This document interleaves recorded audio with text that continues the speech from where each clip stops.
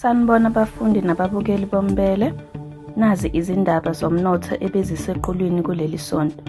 Ehlile amaphaphu kubalimi bomoba ngemuva kokuthi i-Industrial Development Corporation, i-IDC, ifake u-200 million ukumisa uhlelo lokuhlakaza iTongaat Hulett.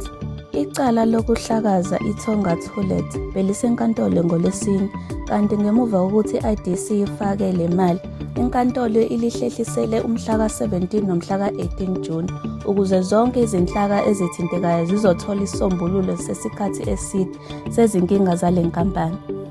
Izinyunyana ezimbili zezisebenzi zase-Eskom, i-National Union of Mine Workers ne-Solidarity, zisithakasele isiphakamiso sale nkampani sokunyusa amaholo ngo-7% iminyaka emithathu ezayo, kanti i-National Union of Metal Workers of South Africa isinqabile.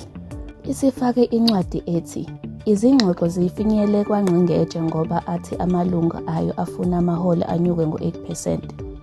Ithi isizathu ukuthi impilo iyabiza futhi izinto zihamba kahle ezimalini ze-Eskom. Ngakho u-7% awanele ukubhekana nezindleko zempilo. Ungqongqoshe womnyango wezokuxhumana uMnumzane uSolly Malatsi uthi izingxoxo zomnyango wakhe nemboni ezimele ukuthi izodabula i-South African Post Office zihamba kahle. uMalatsi uthe akafuni livale iposi ngoba lisondeza izinsiza ezahlukene emphakathini wasemakhaya. Yingakho esebheka embonini ezimele ukuthi izobambisana nohulumeni ukuliphatha. Inyunyana emele izisebenzi zaseposini, i-Communication Workers Union, ithi ayihambisani ngokungena kwemboni ezimele ngoba ijaha ukudiliza izisebenzi.